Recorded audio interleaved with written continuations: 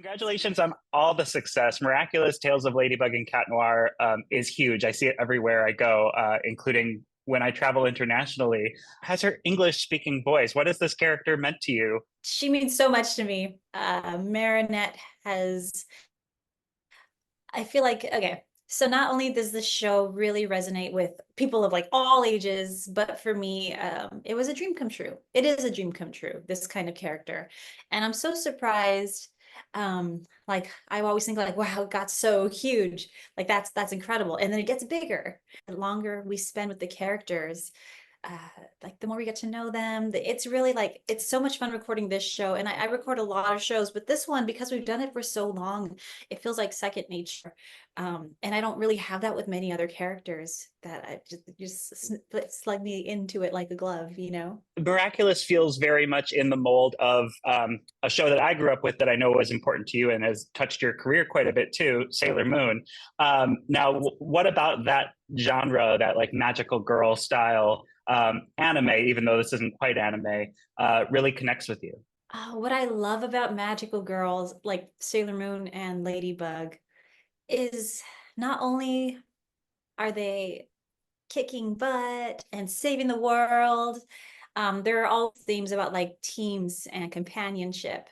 And with the case of Moon and Ladybug, romance, and all those things together, it just really draws me in. Watching Sailor Moon as a little girl, I was just in awe. I wanted to be them when I was little. Like when I grow up, I didn't know that, I didn't realize they were all 14 at the time. But to me, they're still like, wow, you know? Um, yeah, it's just a really something very unique. And I think it took the Western animators to a few more years to start doing things in that genre. Now, I know the internet isn't always correct, but in doing my research for this interview, I read that you started your own kind of anime fan club when you were in high school, and that Sailor Moon was part of that. That even like fed into a nickname. Is that all true for you? Yes. When I was in elementary school, I was the Sailor Moon girl because I loved Sailor Moon so much. I was always trying to find merchandise wherever I could. Like this was a long time. This was before the internet. So, I mean, the internet's around, but it's like you type in Sailor Moon. I remember my first Google search was Sailor Moon. It wasn't Google, it was Yahoo, I think. I got 10 results. That's how little there was out there. And so they used to call me like, oh, it's the Sailor Moon girl. She loves Sailor Moon. It sounds a little bit like you kind of manifested this career for yourself. That as a kid you were obsessed with a show like Sailor Moon. Then you got to be a part of it, doing Sailor Mars, not only in the most recent iteration of the dub of the '90s series, but the newest version of the show based on the manga. And now you're originating this role in the English language version of Miraculous, which has some parallels to Sailor Moon, but is also very much its own thing. Do you see that kind of connective tissue of like dreaming as a child compared to what you get to do today? I do. I think about that a lot. It's both so exciting, exhilarating, but also terrifying. Um, the power that our thoughts have. But yes, this was the dream. Sailor Moon, being in Sailor Moon was the dream. Being the lead in a show like this was a dream. And you know, I spend a lot of time in my head. Like I'm always thinking, I'm always processing, I'm always dreaming up new things that I want to accomplish. That has become kind of like a ritual in my life because I've just seen the power that it really does have in the world. For I mean, in our personal worlds. Yeah. Now you mentioned toys, and as a kid wanting to try and find Sailor Moon toys, which were not easy to find. That's not so much the case with Miraculous. We've got tons and tons of products, so you can't really not be aware of its presence when you go in Target or Walmart. And they keep releasing all these really cool toys. I know this transforming doll went viral. It made my social media Viral? comment. Oh my gosh. Yeah, it made my social media timeline just because I follow a lot of Sailor Moon accounts because everyone wants this for like a Sailor Moon style transforming doll. That is so cool. Okay. What does it mean to you to know that this property that you're a part of has all these fans that can bring these things home and celebrate their fandom in a way that we didn't necessarily get to very easily? Yeah, I think that it's a really great time to be a fan of things in general. I think that fan culture has really grown, and it's not seen, like conventions in the 70s used to be like underground. They weren't, but it was just a very small community. But it's so amazing now that we have so many people, like everybody knows what anime is, everybody knows what these shows are. So many people. Uh, with Ladybug. If I say I'm Ladybug, they're like, oh my God, I love Ladybug, or I know somebody who loves that show. It's really surreal. And I really feel like it just makes the world happier, honestly. Like we all are, we love the things that we love, and now there's market demand, and now they're the products. Um, we can go out and buy like, Ladybug workout clothes, and you can connect with people that we do. So yeah, it's really cool. Is that transforming doll your favorite thing they've come out with so far from the line, or do you have a personal favorite so far that you've been like, oh, I need to have that because I have this emotional connection to the characters? This one is incredible. I think my favorite doll is still the movie version of the Ladybug Cat Noir, especially Ladybug. I think she looks so pretty with her like slightly sparkly Ladybug outfit. That's my favorite doll. I was wondering if you could talk a little bit about your approach to social media. It's a lot of fun, especially how you point out things that you've done that don't necessarily appear on like an IMDb page, like the Avatar Flight of Passage attraction at Disney's Animal Kingdom, which I didn't know was you until a day ago when I checked out your TikTok. Oh, that's awesome. Yeah, social media. We're the first group of people to try to like figure it out, like what works, what doesn't work, what's too much, what's not enough. I generally try to keep everything kind of upbeat and joyful. Especially TikTok, like it's just for silliness. It's just to be excited about a show I'm in or a project I'm in, to make upload clips from exciting events like the Ladybug premiere. And today, when we did a live TV interview, I got some clip from that. Um, yeah, social media it's a whole new skill.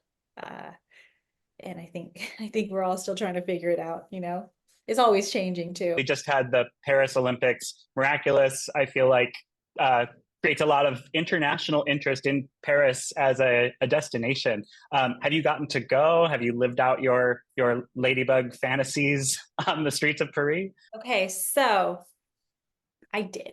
I got to go. There's a catch. It was for the Ladybug movie premiere. Mela, the voice of Tiki, was like, "We really need to go. You have to come."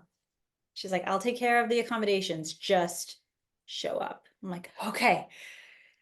I had 2 days, and then I had to go back home to catch a flight to Australia. So we the day I landed, I believe we went to Paris Disney because I had a dream. One of my biggest Disney parks dream was to go on Phantom Manor. So we did that. We spent half a day up at Disney, did the catacombs, and then we had this incredible premiere day for the movie, which was so surreal to hear everybody's reactions, and the screaming was so loud, and it was incredible. It was a great moment. I need to go back because it was too short. It was way too short. I didn't even get to go up the Eiffel Tower. I'm curious to know, as a Disney Parks aficionado, how did Phantom Manor compare to your expectations of Haunted Mansion, knowing that it was like a Frenchified version? Oh my gosh. I loved, this is gonna get gross, but like Haunted Mansion is ghosts, but Phantom Manor is like corpses, it's really creepy. It's much creepier. But yeah, I really enjoyed it. It was one thing off the bucket list. I'm sure that you get questions from fans who want to become voice actors. What was your path to getting into this business? Everybody's gonna give you a different answer. There's no like, it's not like you go to school and you train and then you apply for a job. It's not like that at all. You go to school and you train, but you also don't have to do that. Um, my path was because I knew I wanted to do it since I was super young, like 7 years old. I was like, voice acting, that's for me. So by the time I was 12, I was like, all right, let's go. I got my first audition at 14. I was looking for opportunities. I grew up in LA, which made it 10 times easier, I'll be honest, because I didn't have to move, and I got to start super young when I was a child. But my first opportunity came at Anime Expo because they were doing a voice acting competition, and the winner got to audition to be in anime. And I won. The first time I tried it, I was 14, and then the next time I did it, I was 16, and that was the one where they're like, "Yeah, come audition." Um, that was my path. I know several other like large, big name voice actors have a similar like convention audition path. Um, but it doesn't matter like how old you are, really, what age you are. It's when your timing is right, but you definitely have to put yourself out there.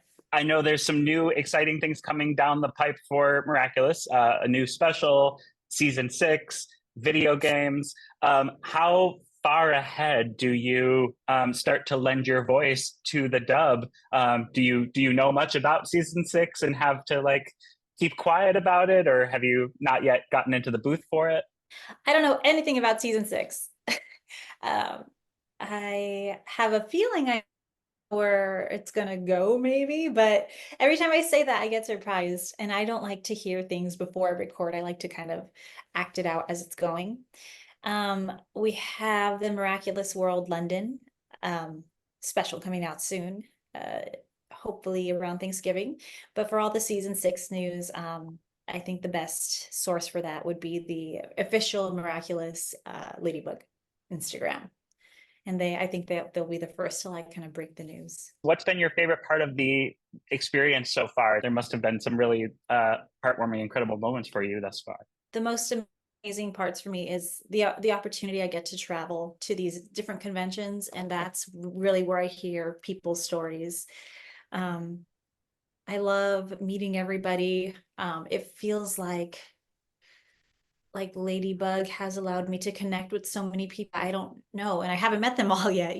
It's really amazing to hear like how I've had a small part in the people's childhoods or their tough time or their college friend group and beyond. It's incredible. That's awesome. And I hope you get a lot of Ladybug Cat Noir trick or treaters this year.